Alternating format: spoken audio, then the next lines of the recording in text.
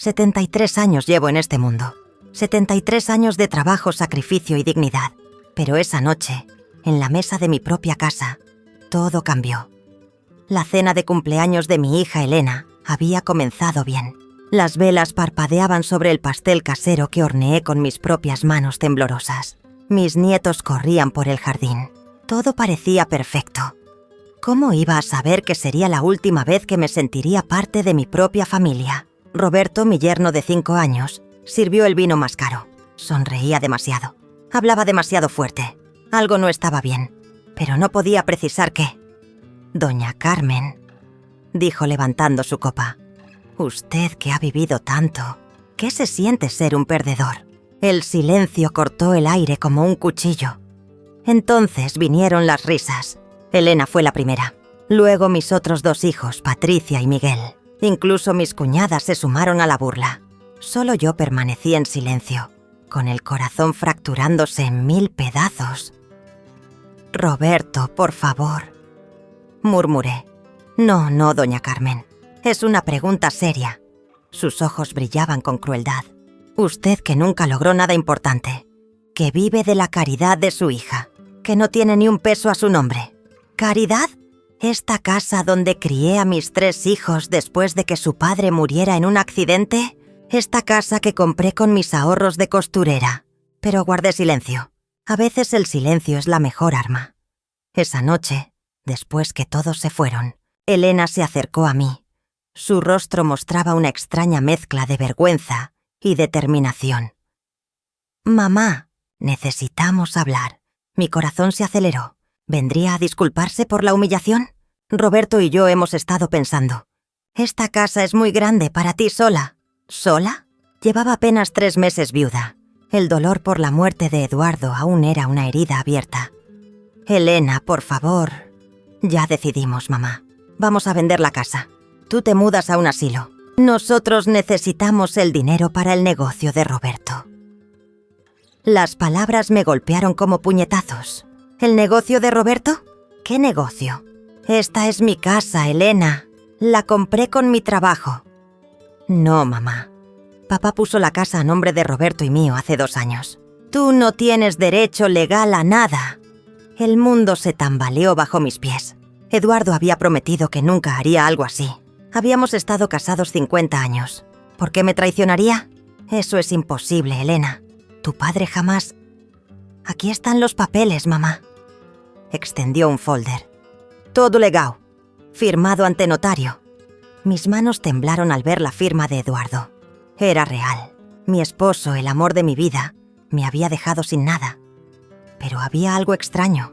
La fecha de la firma era posterior al diagnóstico de Alzheimer de Eduardo.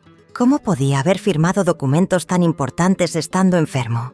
Elena, tu padre estaba mal cuando firmó esto. No entendía. El notario certifica que papá estaba en plenas facultades mentales. Su voz era fría, calculadora. El asilo ya está reservado, mamá. Te mudas el próximo lunes. 4 días.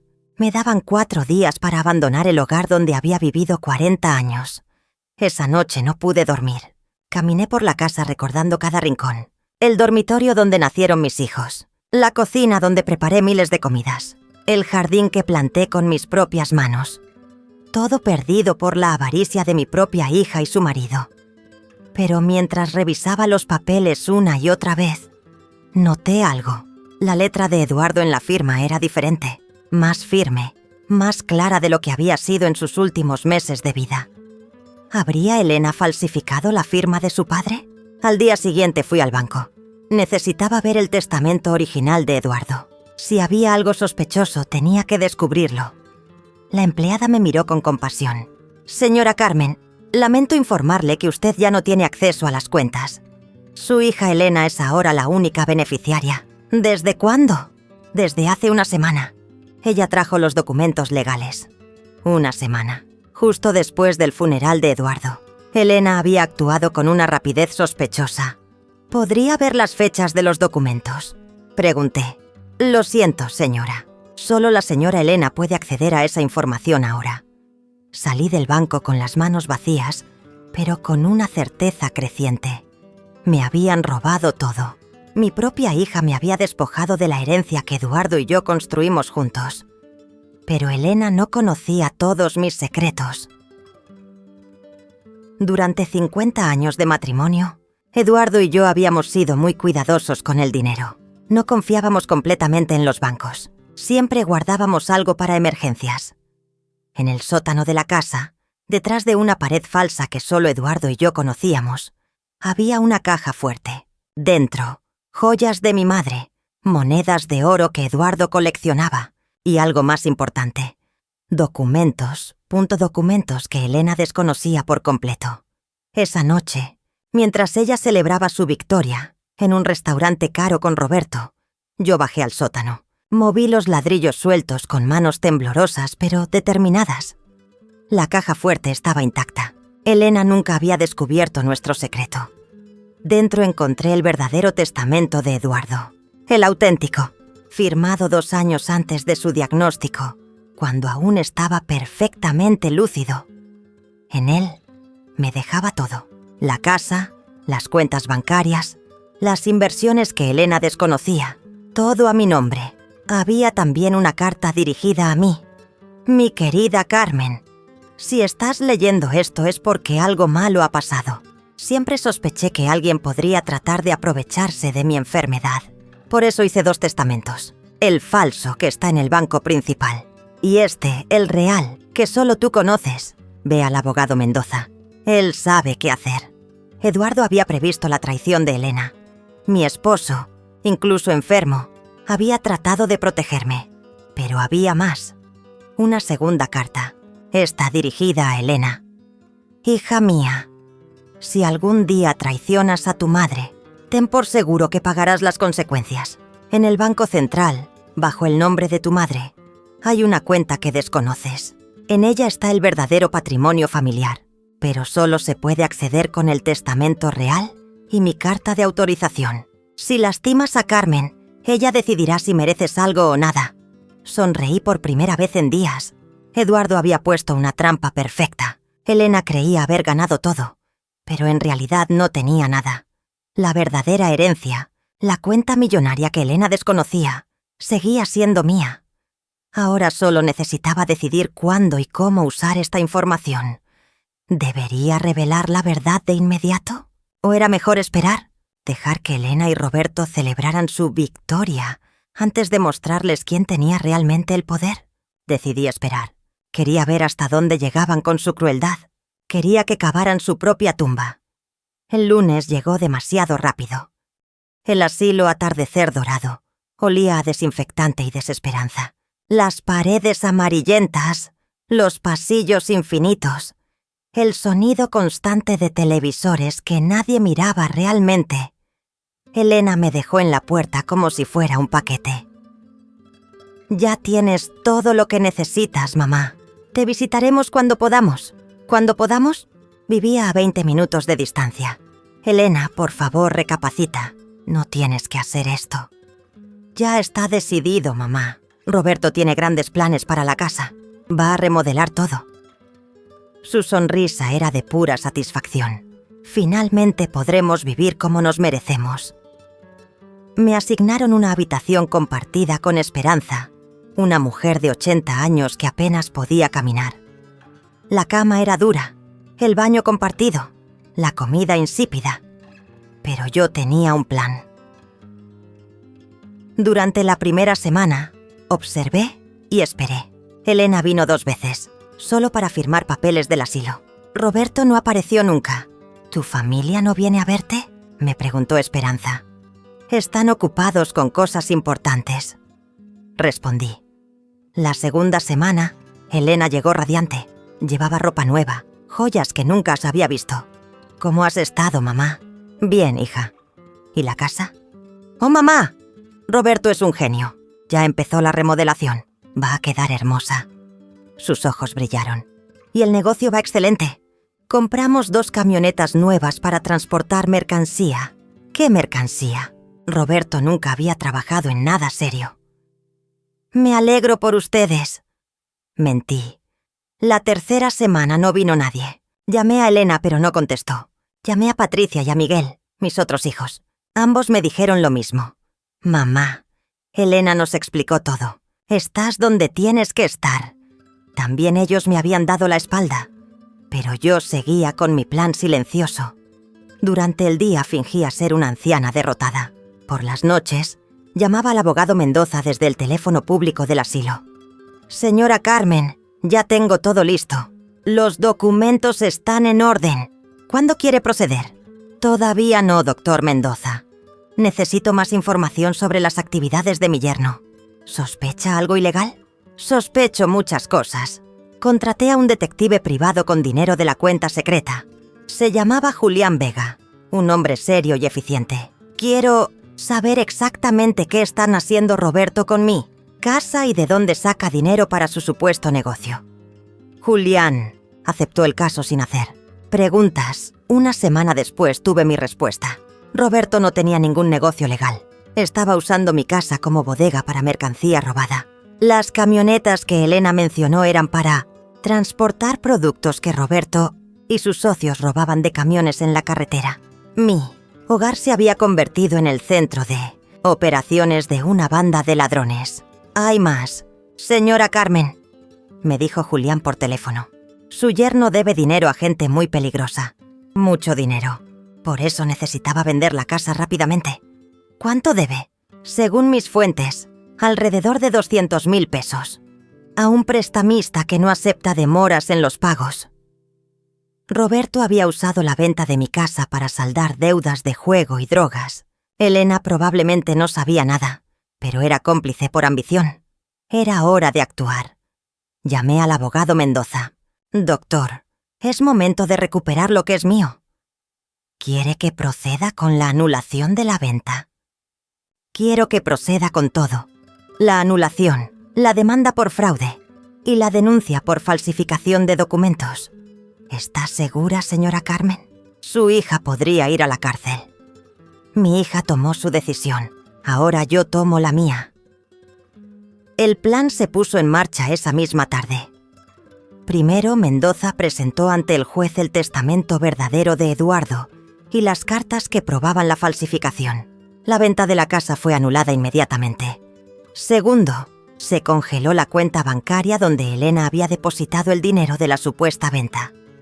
Tercero, se emitió una orden de desalojo contra Roberto y Elena IV. Se notificó a la policía sobre las actividades ilegales en mi casa. Todo en un solo día. Elena llegó al asilo esa noche como un huracán. Su rostro mostraba pánico puro. «Mamá, ¿qué hiciste?» «Nada, hija. Solo recuperé lo que me robaste. No te robé nada. Papá nos dejó la casa. Tu padre me dejó todo a mí. Lo que tú tienes son documentos falsificados». Elena se desplomó en la silla de plástico barata. Su mundo perfecto se estaba derrumbando. Pero Roberto dice que todo es legal. Roberto es un delincuente, Elena. Y tú lo ayudaste a convertir mi casa en una bodega de mercancía robada. Eso es mentira. Entonces, ¿por qué la policía encontró televisores robados en el sótano? ¿Por qué había 3 camionetas con placas alteradas en el garage? Elena palideció. Roberto no le había contado toda la verdad. Mamá, yo no sabía nada de eso. Roberto me dijo que era un negocio de transporte legal. ¿Y por eso tenías que humillarme? ¿Por eso tenías que robarme mi casa? ¿Por eso tenías que meterme en este lugar horrible? Las lágrimas comenzaron a rodar por sus mejillas. Perdóname, mamá. Roberto me convenció de que era lo mejor. Dijo que tú estarías mejor cuidada aquí. Roberto te usó, Elena. Te manipuló para que me traicionaras y así el poder usar mi casa para sus negocios sucios. ¿Qué va a pasar ahora? Ahora vas a conocer las consecuencias de tus decisiones. Elena salió del asilo llorando, pero mi plan apenas comenzaba. Esa noche llamé a Patricia y a Miguel. Era hora de que ellos también supieran la verdad. «Mamá, ¿por qué nos llamas tan tarde?» «Porque quiero que sepan que su hermana los engañó tanto como a mí». Les conté toda la historia. La falsificación, el robo, las actividades ilegales de Roberto, la verdadera herencia que Elena desconocía. ¿Estás diciendo que Elena nos mintió?, preguntó Patricia. Estoy diciendo que Elena los convirtió en cómplices de mi abandono, basándose en mentiras. Miguel guardó silencio un momento largo. Mamá, nosotros creímos que tú habías perdido la razón. Elena nos dijo que estabas inventando cosas, que ya no podías cuidarte sola. ¿Y no se les ocurrió venir a verme para comprobarlo? Más silencio. La culpa es un sonido muy particular. Mañana van a venir conmigo a sacarme de este lugar, les dije, y van a ayudarme a enfrentar a su hermana.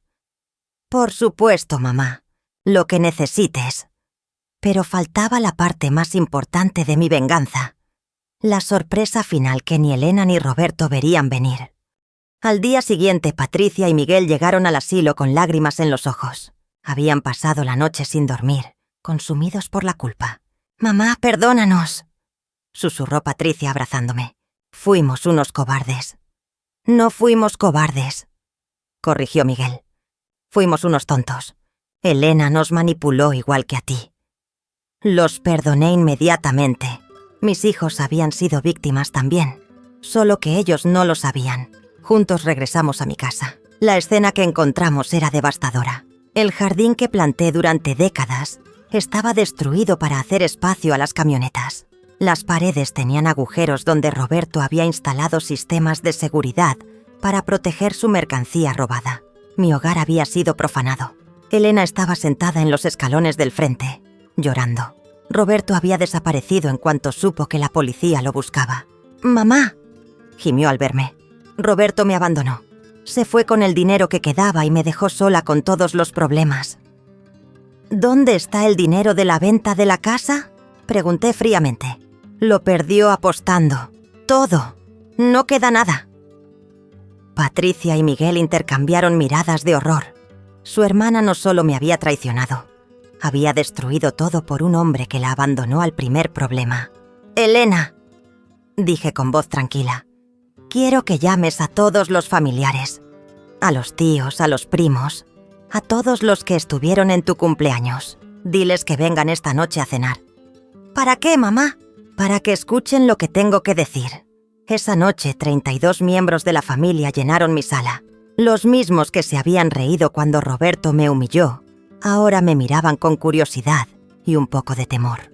Yo estaba de pie frente a todos, como una jueza ante su tribunal. Hace un mes, en esta misma sala, mi yerno me preguntó qué se sentía ser un perdedor. Todos ustedes se rieron. Mi voz era clara y fuerte. Esta noche yo les pregunto, ¿qué se siente apoyar a los ladrones? El silencio fue total. Elena falsificó documentos para robarme mi casa. Roberto usó mi hogar para guardar mercancía robada. Ambos me humillaron, me abandonaron en un asilo y me robaron todo lo que tenía. Comencé a caminar entre ellos, mirándolos uno por uno. Pero todos ustedes fueron cómplices. Todos rieron cuando me llamaron perdedora. Ninguno vino a visitarme al asilo. Ninguno cuestionó por qué una mujer de 73 años, viuda reciente, era abandonada por su propia familia. Mi cuñada Rosa trató de hablar. «Carmen, nosotros no sabíamos». «Claro que sabían». Exploté. Sabían que algo estaba mal, pero les convenía más creer las mentiras de Elena que molestarse en averiguar la verdad. Elena sollozaba en un rincón. El resto de la familia la miraba con disgusto y vergüenza. Pero esa no es la mejor parte de la historia. Continué sonriendo. Todos se enderezaron. Sabían que venía algo más. «¿Ven? Elena me robó la casa creyendo que era toda mi herencia. Roberto la convenció de que seríamos pobres y que ellos merecían vivir mejor». Saqué un sobre del bolso. Pero hay algo que ni Elena ni Roberto sabían. Abrí el sobre ceremoniosamente. Eduardo, que Dios lo tenga en gloria, no era un hombre simple como todos creían. Durante 50 años invirtió cada peso que ganamos. Compró acciones, bonos del gobierno, propiedades en otros estados. Elena levantó la cabeza, con los ojos rojos pero atentos. «En el Banco Central hay una cuenta a mi nombre con un saldo de...». ¿Quieren adivinar cuánto? Nadie se atrevió a hablar. 2.800.000 pesos. El silencio se podía cortar con cuchillo. Además de eso, Eduardo compró 3 departamentos en la Ciudad de México que ahora valen más de 1 millón de pesos cada uno. También hay inversiones en una empresa de autopartes que genera 50.000 pesos mensuales de dividendos. Elena se puso de pie tambaleándose. ¿Estás diciendo que somos millonarios? Estoy diciendo que yo soy millonaria. Eduardo me dejó todo a mí. Ustedes no tienen derecho a nada. La cara de Elena cambió de shock a desesperación. Pero mamá, soy tu hija. Merezco parte de... ¿Mereces? La interrumpí. ¿Mereces después de llamarme perdedora? ¿Después de robarme? ¿Después de abandonarme en un asilo? Me dirigí a toda la familia. Eduardo también dejó cartas específicas sobre qué hacer si alguno de mis hijos me traicionaba. En el caso de Elena, sus instrucciones fueron muy claras. Saqué la segunda carta de Eduardo y la leí en voz alta. Si Elena alguna vez lastima a Carmen, Carmen debe usar todo el patrimonio para fundar una casa hogar para ancianos abandonados por sus familias. Elena no recibirá ni un peso. Que aprenda lo que es vivir con las consecuencias de sus decisiones. Elena se desplomó. No puedes hacer eso. Soy tu hija. Eres mi hija, pero también eres una ladrona y una traidora. Patricia y Miguel se acercaron a mí. Mamá, dijo Patricia suavemente, ¿nosotros también perdemos todo? Ustedes me abandonaron, pero se dejaron engañar. Elena los manipuló intencionalmente. Los miré con cariño. Eduardo dejó instrucciones para ustedes también. Mientras me traten con respeto y amor, tendrán su herencia cuando yo muera. Pero si vuelven a abandonarme, perderán todo igual que Elena. Miguel abrazó a Elena, pero ella lo rechazó. Esto no puede ser legal, gritó Elena. Vas a regalar millones a desconocidos solo por venganza. No es venganza, Elena. Es justicia. Me dirigí nuevamente a toda la familia. La casa hogar llevará el nombre de Eduardo. Se construirá en el terreno que voy a comprar con el dinero que tú creías que no existía. Y tú, Elena, vas a trabajar ahí sin sueldo durante 5 años para pagar tus crímenes. ¡Jamás! Puedes elegir 5 años de trabajo comunitario o la cárcel por falsificación de documentos y complicidad en robo. Elena se quedó sin palabras. Pero hay una última sorpresa, agregué sonriendo. Todos me miraron expectantes. Roberto va a ser capturado esta noche. Mi detective privado descubrió que está escondido en casa de su hermana en Tijuana. La policía ya está en camino. Elena se desmayó. 6 meses después, la casa hogar Eduardo Carmen recibió a sus primeros huéspedes. 20 ancianos que habían sido abandonados por sus familias. Elena trabajaba ahí 12 horas al día, limpiando, cocinando y aprendiendo lo que realmente significaba cuidar a los mayores. Roberto fue sentenciado a 8 años de prisión por robo organizado y falsificación de documentos. Yo volví a vivir en mi casa, remodelada y hermosa de nuevo. Patricia y Miguel me visitaban cada domingo con sus familias. Y cada noche, antes de dormir, le daba las gracias a Eduardo por haberme protegido incluso después de su muerte. La venganza más dulce no es la que destruye a tu enemigo, es la que lo obliga a vivir con las consecuencias de sus propias decisiones, mientras tú prosperas con la verdad. Elena aprendió que humillar a una anciana puede ser el error más caro de tu vida. Pero lo más importante que aprendió fue algo que le dije el día que comenzó a trabajar en la casa hogar. Hija mía, no te castigué por robarme dinero. Te castigué por robarme la dignidad.